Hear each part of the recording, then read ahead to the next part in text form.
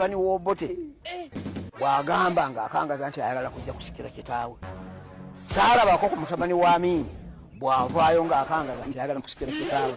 Naye ate olwaleero mukozi asinza amaanyi naffe ffennyini bannannyini kuleeta butabu twasanga ng'ali mu nasale wane Kampala Parade. Pulezidenti gamba ku mutabani wawe yeeyise ng'omuntu aleke kutwala ggwanga lino nga mugabo twali munyago gwaki gwa taata. Eggwanga erya America ligobye okwetonda kwa General Muhoozi. Bino biddiridde tweets General Muhoozi yakola ng'agenda maaso n'okunenya oba n'okugamba eggwanga erya America terigeza terikikola okubeera nga lifulumya Robert Kyagulanyi Ssentamu, era nga yali agamba nti yafunye okumanyisibwa okuva mu bakugu be nti Kyagulanyi yandibeera ng'ali saidiz eyo. Kakati abakungu mu ggwanga erya America bavuddeyo ne bagamba ebyo by'okwetonda bitwale eri. Togenda kujja ng'oyogere gasiya ate omala ojje weefuule yeetonda ng'obulamu bw'abantu buli mu matigga. Ebigambo si biwoomu. Nnyinza okugamba nti eyawangula entebe agitudde mu matiitiira naye kennyini tanneekakasa oba ddala ye mutuufu ateekeddwa gituulamu. Ebigambo bino tugenda kubeera nga tubitunuulira. Wabula mu ebyo by'oba osuubira mu mboozi ya leero, General Museveni yavaayo ne yeetondera Abaganda. Apology ne tusigala nga tubuuza mwagikkiriza oba mwagigaana. Bino si bye byokka, Mwami Museveni azze yeetonda enfunda eziwera ku nsobi za mutabani we General Muhoozi Kainerugaba. Era kinajjukirwa nti ono yagenda maaso n'okukakasa nga bw'agenda okulumba oba bw'ayinza okulumba eggwanga erya Kenya. Mwami Museveni n'akuba amavivi wansi n'agamba bannaye twetonze era mutusonyiwe. Teyakomaawo n'alumba ambasada w'eggwanga erya America n'amugamba amuwadde essaawa 48 bw'atavaayo kwetondera kitaawe agenda mukwatirako ebibye. Teyakomaawo mwe yalumbira n'eggwanga erya Sudan nalyo n'aliteeka ku nninga. Sudan neevaayo n'egamba we mutatwetondera enkolagana tugisazaamu. Era Uganda newandiika ebbaluwa omwalina okusindika minisita atwala ensonga z'amawanga ag'ebweru okugenda okwetonda ku lw'ebigambo bya General Muhoozi. Bingi ebizze bibeerawo wabula eggwanga erya America ligamba togenda kutumanyira nga bumanyizi otambula eyo eyine mu ngeri efaanana bwetyo. Bino ebiganye mu ngeri emu tugenda kubeera nga twekenneenya okutuukira ddala mu busomyo. Wano we tuba tukola emboozi tetwagala giyitako buyisi, twagala okujja buli ekyali kibaddeyo. Leero nsuubira okunyumirwa n'okutegeera ekifo His Excellency Bobi Wine we yagenda n'ayimirira n'akola akatambi wongedde okufuuka ow'ebyafaayo. Mbadde njogera ne Morgan n'aŋŋamba nti bwe mbeera nga nze nannyini kifo mukadde kano ngense ekiyaayaanira wentundira n'akigula jjajja mu kifo eky'ebyafaayo. Kino kye bayita amasannyalaze ga Kyagulanyi. Just kolerawo katambi ensi eri mu kubeera nga yeetundirawo bintu. Wanaatera kulabikawo basawo ba kinnansi. Tugenda beera nga nabyo tubitunuulira mu ngeri emu. Bannayuganda bangi okuva twagenda mu kalulu ka 2026 ng'ennaku z'omwezi 15 bali mu makomera bapookya. Abalala tebamanyiddwako. Bino byonna bituukawo bitya? Nabyo tugenda beera nga tubitunuulira. Tugenda kubeera ng'era twetooloola ku nsonga ya Mathias Mpuuga Nsamba okuviira ddala jjaneye ey'ebyobufuzi okutuuka mu NUP emberenge gye yagagira ne bamukwata ku nkoona. Okuva olwo kati yeerindigudde ekigwo n'omuti gw'abadde yatandiseewo nagwo gwakaze tegunnaba yadde kuva mu ttaka. Tugenda bitunuulira. Tugenda kutunuulya ku mbuzibwawo y'abakungu mu NUP ne Deputy President wa Robert Kyagulanyi Ssentamu gw'olengeraawo Jacqueline Katumushaba engeri yabuzibwamu. Byonna tubirina mu mboozi yaffe. Just tukusaba busabe weekuumireko mukwano gwange. Kankolemu bwe nti katono nnyo nzije tuta video.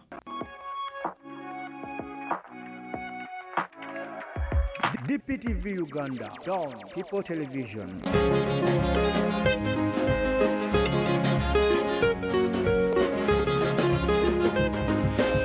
Ensonga nyingi zindatera okwenyumiriza mu byobuwangwa besibukamu.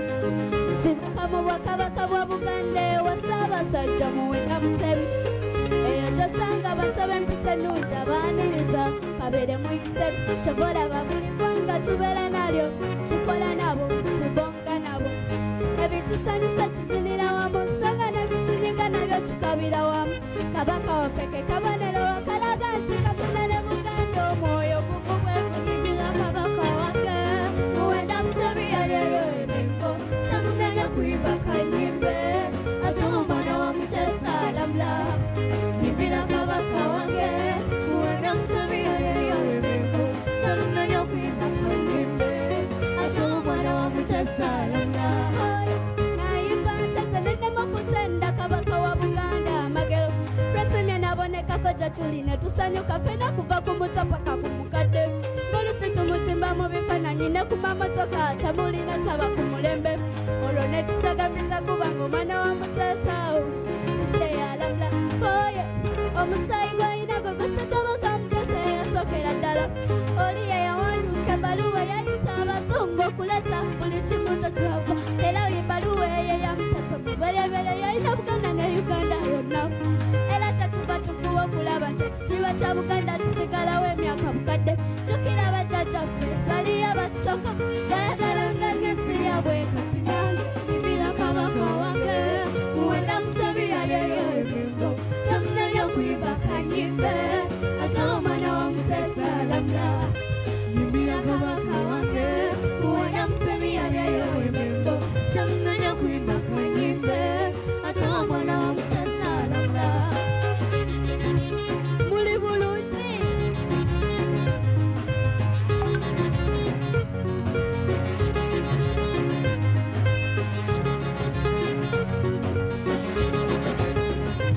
Katumanya enono n'empisa z'eggwanga lyo era n'abaana b'olinawo. Olwo tukumye ebyobuwangwa bye twasangawo era ne byoyonooneka tubitereevu. Nga bwe tukolera mmanyi tuzimbe Buganda egyali esimisa ababaliddawo.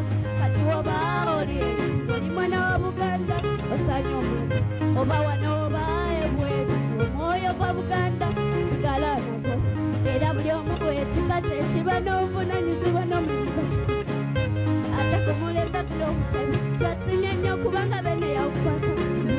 Era buli lwe tuba tukola ekituwa ssanyu kwe kumanya nti omutanda waffe yali aluŋŋamirira Kabaka wange. Muwenda Mutebi yaliyo ebengo, tamunenya kuimba kanyimbe, ate omwana wa Muteesa alamula. Nyimbira Kabaka wange, Muwenda Mutebi yaliyo ebengo, tamunenya kuimba kanyimbe, ate omwana wa Muteesa alamula. Alright, mbanirizaako bassebo ne bannyabo buli omu gy'osinziira okubeera ng'otugoberera. Eno ye DPTV Uganda. Of course, tutandise n'oluyimba lw'abaana.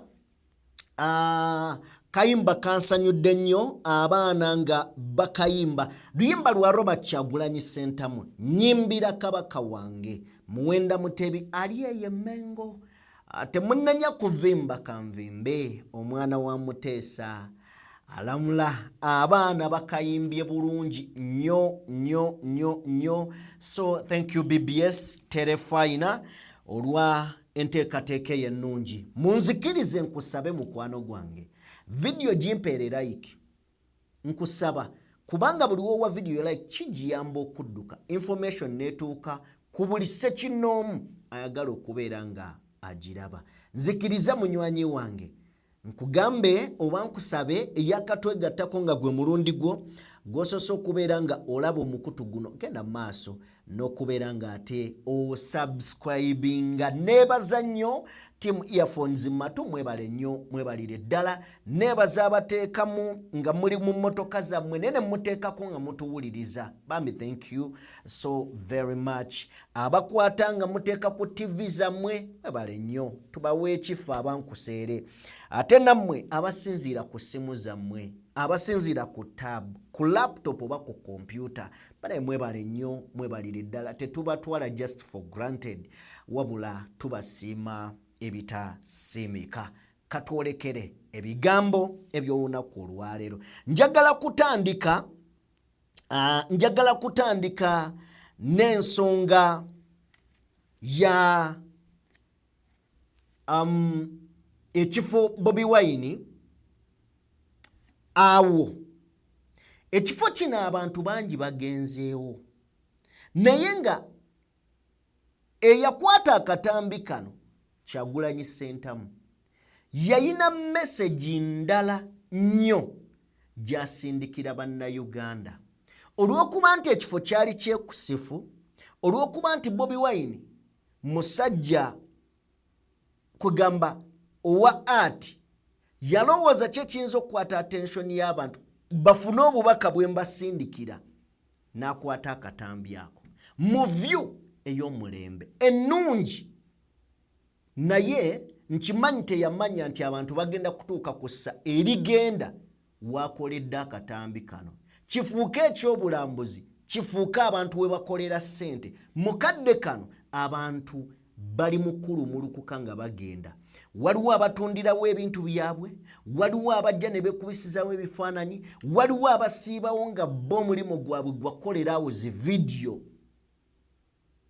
kakati ekyo kye bayita omukwano n'okwagalwa mu nsi nti kyonna ky'okola ky'oteekako omukono gwo Katonda akiwa omukisa tuddayo mu Bayibuli nti aliwo omukisa emirimu gy'emikono gyo kakati Kyagulanyi sikirize kya Katonda tubadde tetujja of course bibadde bibeerawo naye nga tetubikola tetuleeta abantu baliyo okutuuka wenfunye omwana ankoledde exactly kyensaba buli eyandigenze mu kifo ekyo kyabaakola era muwala gwe salute nsaba buli yandigenzeyo ng'oggyeko genda okwekubya ebifaananyi at least yisawo obubaka ng'omwana ono bw'ayisizzaawo oh my goodness gwe mwana gwe leero ondeetedde okujja njogere ku kifo kino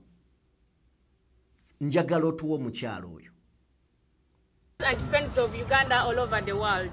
My name is Rukia Nanyonga, also known as Nyonga wa Kyagulanyi. And today is 31st of January 2026. It is exactly 17 days ever since we voted for His Excellency Robert Kyagulanyi Ssentamu Mitembo. And Justice Simon Byabakama failed to declare him as the elected president of Uganda 2026. Fellow Ugandans, wherever you are, today in this historical place, I'm here to remind you that freedom comes to those who fight, not to those who cry. Because the more you cry, the more our people continue to die. So rise and defend your rights. Rise and fight for our freedom. Rise and fight for our victory. Thank you so much. Gwe mwana gwe ondeetedde okukola emboozi y'ekifo kino. Sinti bulijjo siraba bagendayo. Of course, mbadde ngamba laba. Naye mbadde nga sifunanga interest mu kubaako kye njogera. Kubanga buli abadde agenda mu kifaawo nga byayisaawo tebitukwatako. Nga byayisaawo tebitukwatako okutuuka we ndabye omwana ono. Bwe ndabye omwana ono nenziramu ne ŋŋamba Morgan tuzze akatambi k'omwana then twogere ku kifo kino. Tukyogereko kubanga oluvannyuma lw'omuwala ono kimpaliriza okujja tubuuze ekifo kino kyekiriwa. Oba omukulembeze yayina era obubaka obukusike bwe yali atuwa. Ani abadde amanyi nti eryo lyali ddwaliro? Then njagala twogere tusooke tuzanye akatambi kano then nzije nkubuulire lwaki twongedde okukola emboozi eno. Tuyimiride wano nno we wabadde omukulembeze w'ekibiina ki National Unity Platform Bobi Wine agambibwa nti ali ku misinde era nga ali mu kaseera kano tanaba kudda mu maka ge wabula nga ekifo kye tusanze kino kiyitibwa IK Musazi International Medical and Research Center. This foundation stone was laid by His Excellency Yoweri Kaguta Museveni, President of the Republic of Uganda, on 22nd December 2000. Ekifo kino nno lyali ddwaliro kitegeeza nti lyaggulwawo wabula nga mukadde kano wetwogerera lifaanana nga bwe lyagala terikyakolerako ddala ngenda kubatwalako ne Bobi Wine we yabadde tetumanyi kiki wabula nga mu kaseera kano tutuukirewo tusanzeewo abakola obulango bwa bizinesi zaabwe tusanzeewo bannabitonde bangi abaza okwekwatawo bifaananyi bizinesi zingi obudde buno zibakolera mu kifo kino kifuuse ekimu ku byobulambuzi mu kifo kino mukadde kano wetwogerera era abantu bangi bali within bali mu kafo kano olwaleero bagenda maaso n'okuba nga bakola kontenti balanga bizinesi zaabwe abaza okukola amazina n'ebintu ebyenjawulo. Okay, kakati awo omukulembeze we yasalawo njagala just tetugenda kulwawo katutunulire lyali ddwaliro IK n'ebirala lyaggulwawo ng'ennaku z'omwezi 22 Desemba 2000 mbumpimpi awantu awo lyali ddwaliro lyaggulwawo General Museveni mu mwaka gwa 2000 bw'obala okuva mu mwaka gwa 2000 okutuuka olwaleero tuyinza obala emyaka 26 naye guno tusooke tuguggyeko gy'emyaka 25 emyaka 25 eddwaliro lyasaanawo dda kyafuuka kifulukwa naye tobala 25 njagala olaba ekifulukwa ekyo ombuliro lowooza kyagendawo ddi okufuuka ekifulukwa bw'oba ng'okitunuulidde kifo kiringa ekimazeewo emyaka nga 10 nga tewakyali kikolebwawo kifulukwa kakati ku myaka 25 toolako butoozi emyaka 10 ojja sigazaawo emyaka 15 Uganda twesabire nti eddwaliro eryaggulwawo mu 2000 nga liggulwawo omukulembeze w'eggwanga lyakola emyaka 15 gyokka ne lifuuka ekifulukwa okusinziira ku bye batusomedde awo ne lifuuka ekifulukwa. Amalwaliro agaazimbibwa Obote agaazimbibwa Amini weegali nakati ge tukozesa eryaggulwawo Mwami Museveni mu 2000 lyagenda okweza emyaka 15 lyali livuddewo temukyali bassawo tewakyali ki nga lyatuuse na kubeera kyabulambuzi nti kifulukwa Kyagulanyi gye yabadde awo we tuli tuweeko katono nnyo tuwulire aikechi katuweeko katono nga mu kaseera kano ekifo kino wetuyimiridde wano nno we wabadde omukulembeze w'ekibiina ki National Unity Platform Bobi Wine agambibwa nti ali ku misinde era nga ali mu kaseera kano tanaba kudda mu maka ge wabula nga ekifo kye tusanze kino kiyitibwa IK Musazi International Medical and Research Center. This foundation ye IK Musazi tuzimba malwaliro oba mu 2000 twali tunoonya kalulu ka 21 simanyi oba mukimanyi ekyo 2000 katosanga omukulu yali anoonya kalulu ka 21 najja naggulawo eddwaliro asanyusa abaaliwo naye ng'omutindo gwegwo katuveewo awo tugende buterevu nnyo mu mboozi endala. Emboozi gye twolekedde ye mboozi eyavudde ku tweet eza General Muhoozi Kainerugaba. Eggwanga erya America we lyagaanidde apology ye oba we bagaanidde apology ye naye nga tetunaba kutuuka ku apology ya General Muhoozi katugende ku apology ya Mwami Museveni gyakamala okola jjo lyabalamu omwaka oguwedde nga yeetondera Abaganda mutuweeko. top leaders of the movement, we humbly take full responsibility of all the mistakes made by ourselves, our agents, and representatives. We therefore stand here to repent and ask for your forgiveness and forgiveness of especially the people of Uganda and the whole country. Prayer for restoration and favor. Lord, restore the favor that we had with them in the beginning. Bring healing to their hearts. Soften the hardened hearts and reconnect us to the original vision of our national unity and unwavering commitment to social and economic transformation. Bwatyo General Museveni ngali ne mama Janet Kataha Museveni bwe bawulikika nga beetondera Obuganda n'eggwanga lyonna naye okusingira ddala abantu b'omu Buganda. Ebimu ku bibuuzo bye twalina nga tebyayanukulwa byali nti mwami Museveni ne mukyala we baali beetondera ki? Omuntu eyeetonda yenna avaayo n'agamba bannange neetonda gwansinga ku kino kye nakola nti ki? Kangeze twatemula abaana bano mu butali bugenderevu. Neetonda olw'ekikolwa kino. Bannaye tukoze bwe tuti neetonda. Naye okwetonda kwa mwami Museveni kwabulako lwaki yeetonda.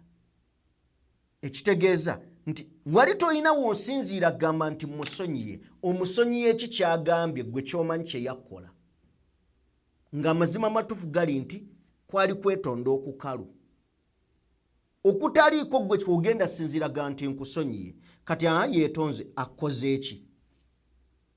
Bayino tuteerawo kye bakoze. Tebakituteerawo ne beetonda bwetonzi. Now, omwana bw'obeera n'omwana ewaka, kankuwa ekyokulabirako, bw'obeera mukazi, baawo ng'akusobya buli lunaku, naye nga buli waakusobya ajja n'akwetondera. Ekiseera kituuka nga byetonda tebikyakola makulu. Okwetonda kulungi, omuntu eyeetonze aba yeetowazza. Naye waliwo okwetonda okutuuka nga tekukyakola makulu, ng'oli yagufuula kwega abutwalanga bunafu bwo nti oyo nja mwetondera abiveeko. Kakati omusajja bwe yeetonda ennyo ewaka, kituuka ne kivaawo n'omanya nti ono akikozesa kagenderere kuba amanyi nti kijja kunsanyusa. Naye ng'amazima gali nti aneetondera enkyaddemu ebikolwa bye bimu eby'obwenzi byagenda okukola. Oba omukazi nti yeetonda yeekaabya nnyo, nga yakizuula bwe yeekaabya n'okkakkana. Bwe yeetonda noga kale, nga ye yakizuula bwe bunafu bwo. Kino bwe kifaanana. Okwetonda kwa mwami Museveni tekukoma ku bannayuganda wano, akutwala ne mawanga amalala nga mutabani we akoze ebikolwa ebitali birungi. Of course tebeetondera birungi, beetondera bibi. Kakati eno eyinza okubeera nga ndwadde ya waka ey'okwetonda oba nga ndwadde ya famire, nga famire yalwala okwetonda. Kubanga ne General Muhoozi ekkubo lye limu lyakutte kwetonda. Njagala tutandike. Bannayuganda, apology ya mwami Museveni mwagitwala oba temwagitwala? Ye bw'oba tewagitwala nekikyusa ki?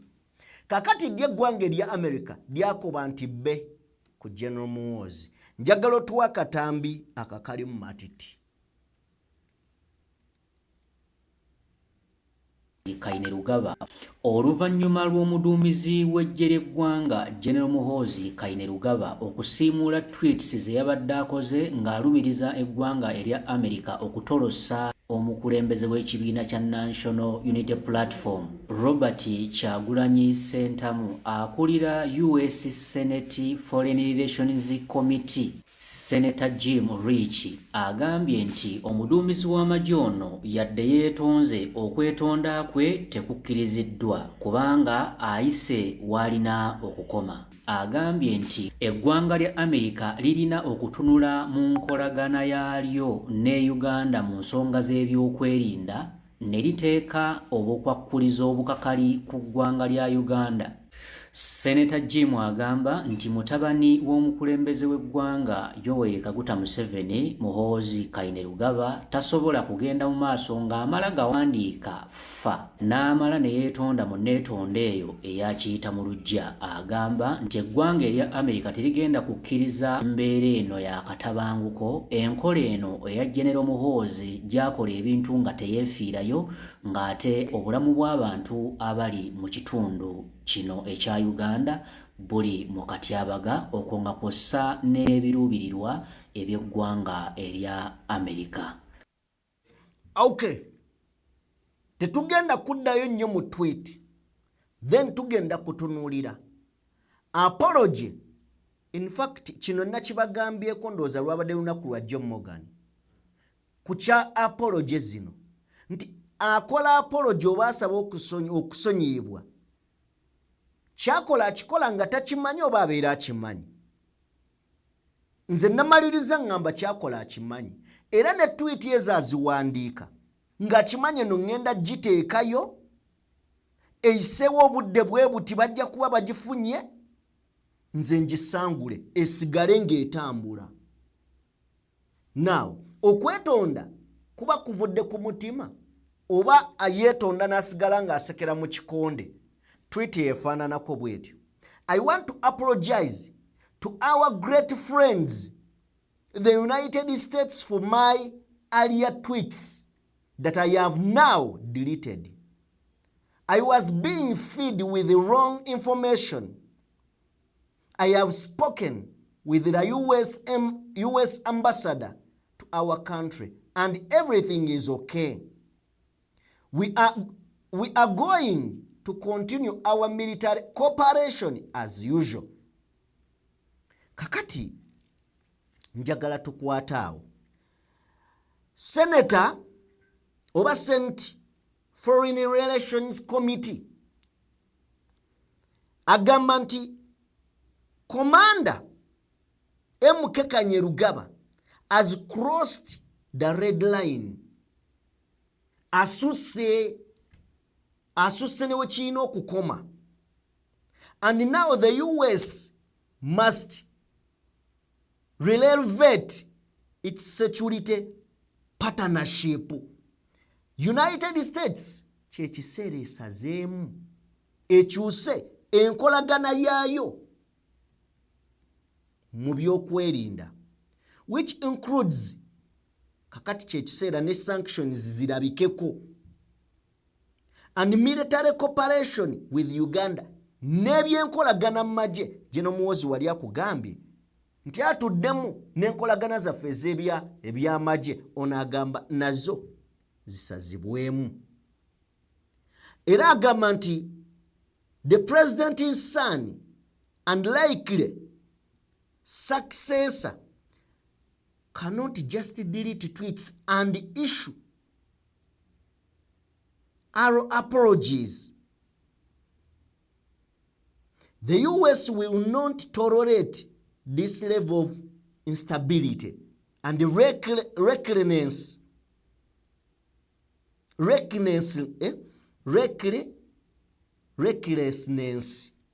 Kigambo kibadde kikalubye. When America personnel, US interests and innocent lives in the region are at stake. Bas wano biba bitandise. Kiddemu mpulire wano bibeera bitandise. Kati Uganda ne America ni yeguya munne. Tubeguya yes. Lwaki tusaba visa tugenda ne tukolerayo tuyinayo abantu baffe. Batweguyako ki? bitono nnyo bye batweguyaako. However weebiri naye singa bateekako sanctions bagenda kufiirwa. Yeffe tugenda kufiirwa. Obuzibu buli luddawa? Obuzibu bwonna buva ku CDF.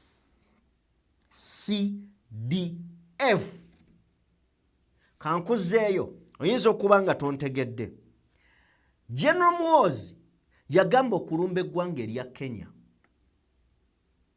Bwagamba okulumba eggwanga erya Kenya, naliwo nabagamba wayise omwaka mulamba. Ne mbagamba nti kino ye kiyinza obutamukosa, n'ekikosa bannayuganda abali mu ggwanga erya Kenya, n'abo bateekateeka okugenda mu ggwanga erya Kenya, bannansi ba Kenya gwe bagenda kulaba ng'omulabe wa Kenya. Naye otandika osasulira ebibi ebyoyo omuntu atalowooza ng'akola kyakola. Ne tutuuka mu Congo, baganda baffe abali e Congo mumanyi kye kitegeeza. N'agamba okulumba ate musimanya yawagira bano abalumba Congo. Ne tugamba bannaye waliyo bannayuganda abali e Congo. Gwoyinza okikola oyina obukuumi oyina security, ne waliyo bannayuganda abanoonyayo akawogo. Ogenda kutandika obatunuuliza obubi. Baliwe babalaba bagenda babalanga gwe amwe muli bannayuganda. Muwagira n'abatukuba osetingira bannayuganda obajjako emikisa mu nsi gye bagenda oginoonya. Ne tugenda e Sudani mumanyi abaliyo n'abaliyo kemabega. Abasudani bwe balaba munnayuganda baagala kuba ku mutwe. Lwaki? Kubanga abakulembeze baffe batuuka nobaga muveeyo ne balemerayo. Kati balabanga bannayuganda be batabangula emirembe ewaabwe. Novayo n'ogenda e Sudan, ne Sudani same person era n'alyonoonayo. Kitegeeza gwe munnayuganda mu East Africa togenda kubeeramu na banno singa omunnakenya mu Congo oba omusudani oba yenna bw'anaaba nga tategedde bulungi kizibu we kiva, agenda kunyiigira munnayuganda owa bulijjo. Bino bitukosanga bannansi. Oba okitegeera? Kakati ekibuuzo kyange kyabadde nti byakola abimanyi oba tabimanyi? Awo we wali ekibuuzo. Njagala tugende ezo ze zimu ku tweet ze yakola mu kulumba Kenya. Njagala tutandikire wano era tuweebuuze emboozi eno giwulirize. Nga tuva wano obadde okimanyi nti nno ajja n'akola ensobi, taata n'ajja n'azibikkirira, taata ne yeetonda ku lw'omwana naye ate n'amwongera mayinja. Kati gwe weebuuze omukulu yeetuma oba batuula? Ebigenda maaso taata aba abimanyi oba abatabimanyi? Tutandike n'eno emboozi. Okubuulanya amawanga ng'amakubo ago gali eziyinza okubuulanya amawanga ng'amakubo ago gali mu mikago egitaba amawanga okugeza omukago gwa African Union ogutaba ensi za Africa n'ogwa East African Community ogutaba ensi ez'obuvanjuba bwa Africa, naye si kwanika nsonga zino mu lujjudde. Ku kyokusuumusa mutabani we General Muhoozi Kainerugaba okuva ku ddaali lya Lieutenant General okutuuka ku ddaali lya General, President Museveni agambye nti Muhoozi kyabadde kimugwanira. Agambye nti Muhoozi eno y'ensobi yokka gye yakoze mu kitiibwa kye ng'omukozi wa gavumenti, naye tekitegeeza nti byakoledde eggwanga ne byakyalikolera tebimusaanyiza kufuuka General omujjuvu. President Museveni era yeetondedde bannayuganda abanyoleddwa olw'ebigambo by'omwana. Kyokka mu bbaluwa y'emu President Museveni atendereza Muhoozi mu mwoyo gwa Africa nti mwoyo gwa Africa awedde emirimu era kiyakoze kyabadde kyolesa omwoyo gwa Africa wadde ng'ekkubo lye lyakozesezza si lyabadde ttuufu. Omukulu era mu kiwandiiko kye aweerezaako kopi eri mukulu munne Dr. William Samoei Arap Ruto omukulembeze wa Kenya okumwetondera mu butongole olw'ensobi ezaakoleddwa. Okuva ku ntandikwa ya sabbiiti eno enkolagana ya Uganda ne Kenya ebaddemu ebirumira bingi oluvannyuma lwa General Muhoozi Kainerugaba okwewera nti ng'ayita ku mitimbagano egya Twitter nti kimutwalira sabbiiti bbiri zokka okudumira amagye okuwamba Kenya lifuuke ettwale lya Uganda. Kirowoozebwa nti ebigambo bino ebyavuddeko n'enkyukakyuka mu baduumizi b'amagye, Pulezidenti Museveni mwe yawumuliza mutabani we Muhoozi Kainerugaba ku kifo eky'omuduumizi w'eggye ery'oku ttaka. Mu nkyukakyuka zino era kinajjukirwa nti Muhoozi newankubadde yawumuziddwa ogw'obuduumizi ate yasumusiddwa eddaala mu magye okuva ku lya Lieutenant General n'afuuka General omujjuvu.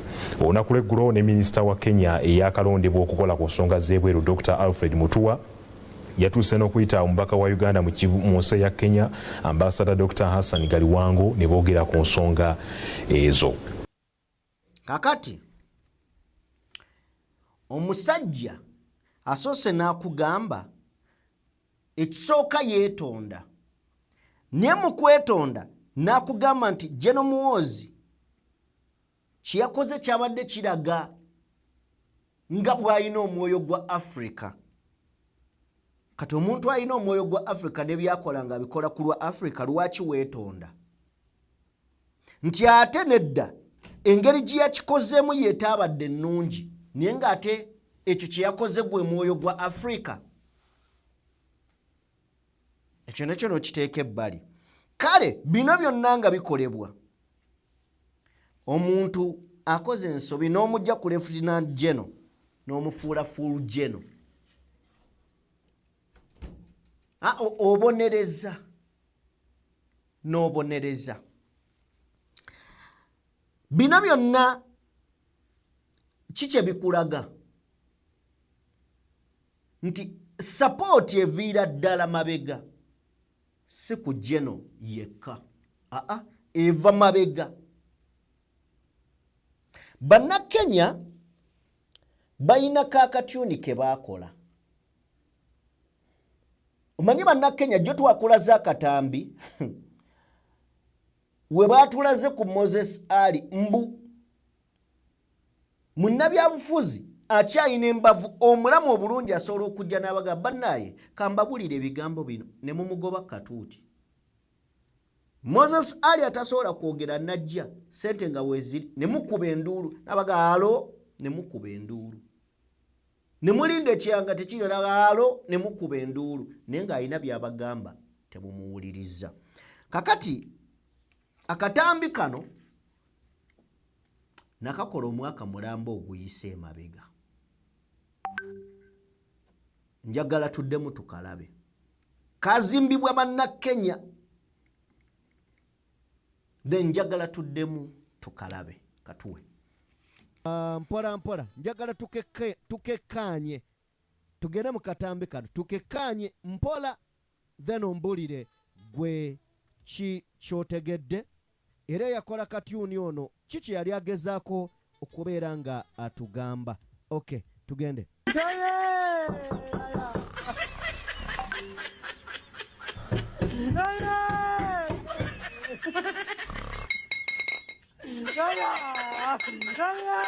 A few moments later. Nedda katukogerere si mu bubi, katukogerere katukogerere obuteesumbuwa. Tutandika ne Senkagale Full General muzima ali mu kiriri kye yeebase afuluuta alinga generator. Wadde okimanyi nti no General wasula waliwo chupa za mwenge bamuzuukusa omukulu tawulira waali weetooloddewo chupa za mwenge bundizuukuka egwe General ayina otulevu sokotula sokolawo otulevu twa General. Tegedde ensonga eyo. A few moments later. Wakati ngo otwenge tumusibye enkalu yekwatira kiddole kye wano nakwata emmundu mu ngalo. Ajja agamba taata dadi Sabalwanyi wange. Revolutionary daddy. My revolutionary taata. You know, Bobi Wine thinks I'm too weak. Kadde mwako. Missionary daddy. You know, Bobi Wine thinks I'm too weak. Ochitegedde. I want to show him that I'm not drunk. I want to... Omukulu agamba nti Bobi Wine mu wiiki bbiri ayagala kumulaga nti ye si mutamiivu tanywa mwenge. Show him that I can shoot Kenya in 2 weeks. Capture. Agamba nti nno njagala kulaga Bobi Wine nti nsobola n'okkuba Kenya mu wiiki bbiri zokka. Olabye enkuba y'amasasi ate toseka.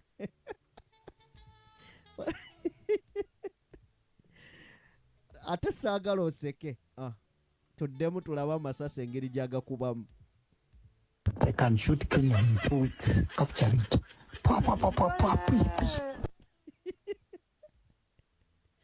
Jene mundu ajikubya mumwe. Wewe wacha wewe. Hata yagamba genda gete agenda. Wewe. Ngaya. Mukawa Katonda wange.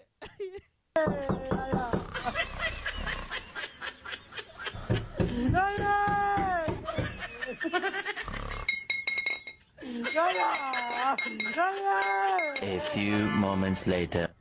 Daddy, my revolutionary daddy. You know, Bobi Wine thinks I'm too weak. I want to show him that I'm not drunk. I want to show him that I can shoot Kenya in 2 weeks. Capture it. Wewe wacha wewe. Kale.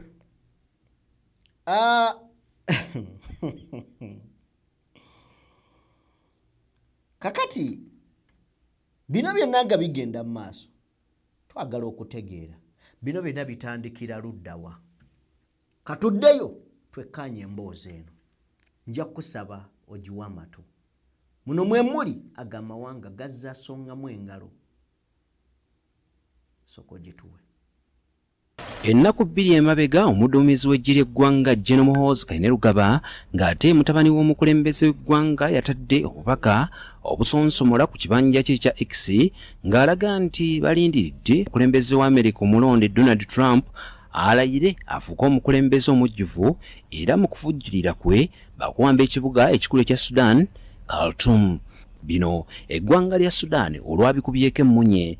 Olunaku lwajjo minisita w'ensonga z'ebweru mu ggwanga eryo yakotte pene n'olupapula n'awandiikira gavumenti ya kuno omuko gw'ebbaluwa nga balaga obutali bumativu olw'omuduumizi w'eggye ly'eggwanga okuvvoola kono okugezaako okutiisatiisa eggwanga lyabwe era bagamba nti obubaka bwa Muhoozi bwabadde kuyisa lugaayo mu ggwanga lyabwe. Mu bbaluwa eno balaga nti kino kwabadde kulangirira lutalo ku ggwanga lyabwe era ekyakoleddwa kyabadde kimenya amateeka ag'ekibiina ky'amawanga amagatte ku nkolagana y'amawanga, amateeka g'omukago gw'amawanga ga Africa ssaako n'amateeka g'ensi yonna ku bwetwaze bw'amawanga. Sudan emaliriza ebanja Uganda okwetonda olw'ebigambo bya General Muhoozi era n'esaba omukago gw'amawanga ga Africa gu African Union n'ebitongole by'ensi yonna okuvumirira bino nga balumiriza nti enneeyisa ng'eno esobola ddala okuviirako obutabanguko mu Africa n'ensi yonna okutwaliza awamu. Mu lukuŋŋaana lwa bannamawulire olutuuziddwa ku paalamenti, minisita w'abooludda oluvuganya ow'ensonga z'ebweru agasse eddoboozi lye ku nsonga eno. Kubanga ebigambo bya General Muhoozi Kainerugaba bisobolera ddala okuteeka bannayuganda abawangalira mu Sudan n'abawangalira mu Democratic Republic of Congo mu bulabe okuteeberezebwa nga abagenzi okutuukiriza oboolyawo ebiruubirirwa n'ebigendererwa General Muhoozi byayogedde. Ono agamba nti ekiseera gavumenti ya kuno eveeyo ennyonnyole.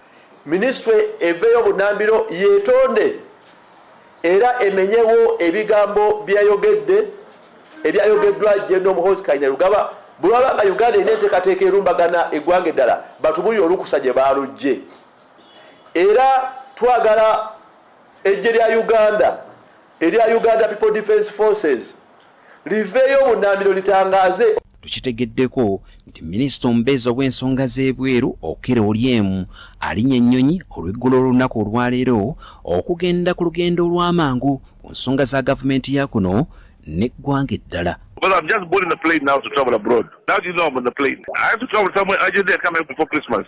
Mu kafo ke tubaddemu naye ku lukomo lw'essimu ng'alinnya ennyonyi, Minisita Okello Oryem agamba nti ebigambo ebyazadde ebizibu bino byonna gavumenti ya kuno ebyejjusa era bamalirizza enteekateeka zonna ez'okwetondera eggwanga lya Sudan. They have responded and said that the incident is regrettable. Well, the incident is regrettable, but the view Uganda government only deals through official diplomatic channels. Okello Oryem agamba nti baakuyita mu makubo gonna agasoboka okugonjoola ensonga zino. And we will continue communicating with them, our official position, through official diplomatic channels. Guno si gwe mulundi ogusoose General Muhoozi okuyisa obubaka okutwalibwanga okuyisa olugaayo mu mawanga amalala nga kisaana kijjukire nti mu mwaka gwa 2022 General Muhoozi yakozesa omukutu gwe gumu guno bwe yategeezanga eggye ly'eggwanga bwe lisobola okuwamba Nairobi mu ssabbiiti 2 zokka nga kino kyaleetawo obunkenke era omukulembeze w'eggwanga n'avaayo ne yeetondera eggwanga lya Kenya. Mu mwaka gwe gumu omwezi ogw'omwenda General Muhoozi yafulumya obubaka abasinga obungi bagamba nti bwali buvuluga omubaka wa Amerika mu Uganda bwe yatuuka okumulagira yeetondere kitaawe oba si kyo waakufuumuulibwa okuva mu Uganda era ne ku lwokusatu lwa ssabbiiti eno ono yafulumizza obubaka ensi yonna bwetwala nti buvoola obwetwaze bw'eggwanga lya DRC bwe yalabutte abasirikale abazungu bonna abali mu ggwanga lya DRC n'okusingira ddala mu nfo ejjira eggwanga gye lisimbye amakanda. Ono yabawadde ensalessale wa nnaku za mwezi 2 omwezi ogwa January omwaka 2025 oba si kyo baakubalumbagana. Okay, kale ndowooza mulabye byonna gye biva gye biraga gye tutamanyi naye gye biva tubalazeeyo. Bwe tutuukidde wano ng'eggwanga erya Amerika lyakoba nti bbe era ng'abakulu basaba na nkolagana y'amawanga eveewo wakati mu by'okulwanyisa. Kati awo we tuli ndowooza tusooke tuveeyo. Waliwo kye mukyayagala ekirala? Tusooke tuveeyo. Bwe tuba nga tuvuddeko eyo Uganda Law Society bavuddeyo ku nsonga z'aba-political prisoners abo abazze bakwatibwa mu kalulu ne wano nga kaviiriddwamu. Emboozi eno ekoleddwa NTV. Nja kusaba tugirabe muganda wange. Gituwa. National Unity Platform mu kiseera kino bali mu makomera oluvannyuma lw'okukwatibwa mu biseera ng'eggwanga liri mu kalulu ka bonna ka 2026. Ekibiina ekitabo bannamateeka ki Uganda Law Society kye kimu ku ebyo ebyewaddeyo okukiikirira abantu bano mu kkooti ez'enjawulo okwetoolola eggwanga. So far, our provisional reports, we are helping about 350 Ugandans. And these are people who reached out. These are people who we know of their cases that have been registered. Amyuka President w'ekibiina kino Anthony Asiimwe agamba nti bangi ku bakwate be bayambyeko mu by'amateeka babafunye okuyita ku ssimu etali ya kusasulira gye bassaayo ng'eggwanga lyetegekera akalulu.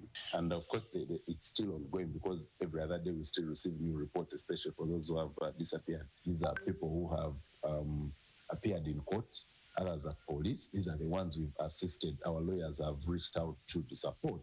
Some of them have been arrested and found at the police stations. The ones we've been able to get police bond for. Others, we've represented them in court. They've been remanded to prisons. Others have been granted police. They've been granted bail by the courts. Others are still in prison. Kyokka bano nabo beeraliikirivu olw'ab'ebyokwerinda ebyokwerinda ate okwongera okubuzaawo ab'oludda oluvuganya. We saw Mwanga Kivumbi, the vice president of North Central Region. That one was at least arrested, detained in police, produced in court, and charged. You saw the charges are terrorism charges, which of course we believe are politically motivated. But then more concerning is Driga, the vice president from the north, as well as the vice president of the Western region. These two ladies were abducted way before, I think around the 14th, and up to now, their whereabouts are not known. Much as through other members of the bar, and the party, they filed applications for habeas corpus. We are seeing even the courts going slow. They are not hearing these applications. Kulira oludda oluvuganya Joel Ssenyonyi agamba nti ekyennaku ne mu kitongole ekiramuzi gye bandiddukidde okufuna obwenkanya ate naye basangayo emiziziko mingi. Ensonga zino tuze tuzoogerako wiiki eno twabadde mu parliament ninyimuka nenzoogerako ninga twagala okutegeera abantu bano baliwa. Gavumenti ezze yeebuzaabuza era ne mu parliament Chris bali omuntu ayogerera gavumenti yavaayo n'agamba nti ffe tetuwamba abantu tubakwata bukwasi arresti. Era waliwo abantu betuli mu processinga tubatwale mu mbuga z'amateeka. Ningamba lwaki abantu mbawamba bwe mutyo ne wayitawo weeks 3 mubakuumiddewa? Lwaki temwagala ab'enganda zaabwe bategeere waabwe bali ne balooya okutegeera abantu bano bali mu mbeera ki? Bwe gibanga misango gye gigenda okubaggulwako misango ki tugigoberere. Era omulamuzi Justice Simon Peter Kinobe n'agamba nti tosobola kunyiga jjinja n'olijjamu omusaayi, tekisoboka. Nti n'olwekyo tusobola kukaka gavumenti okuta abantu beetalina beetakwatangako. Ab'ebyokwerinda okubuzaawo abantu wano mu ggwanga si kipya. Nga n'omwaka oguwedde waliwo bannansi ba Kenya okuli Bob Njagi ne Nicholas Oyo abaabuzibwawo ne bamala ennaku 38 nga bakuumirwa mu kifo ekitamanyiddwa. They were working with the Chagulanyi's group, that they are experts in riots. Of course, with our very good intelligence system, we picked them up, and they have been in the fridge for some days. Ng'ayita ku kibanja kye ekya X adumira eggye ly'eggwanga General Muhoozi Kainerugaba yategeeza nga ebyo by'okwerinda bwe baali basubye yayita abatujju ba NUP mpozi n'okukwata abalala abasukka mu 2,000.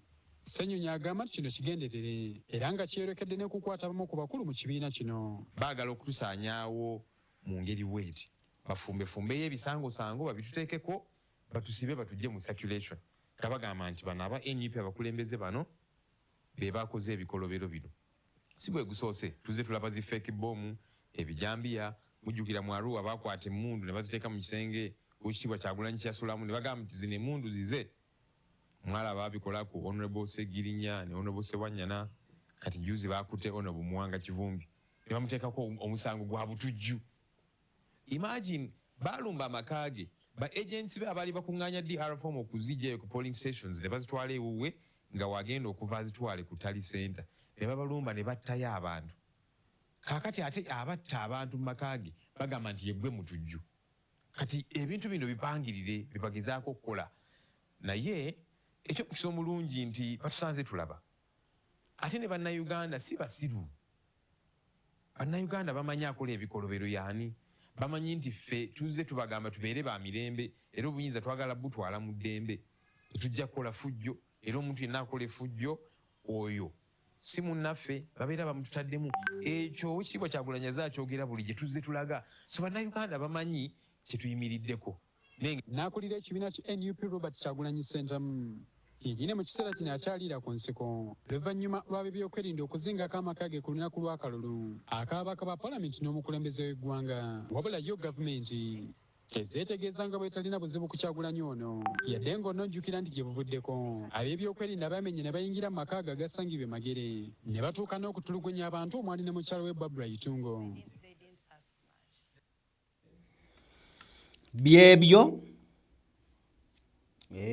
byebyo kakati mu mbeera yeeyo yeemu munna NUP era deputy Jacqueline Katumushaba olwaleero ayogeddwako.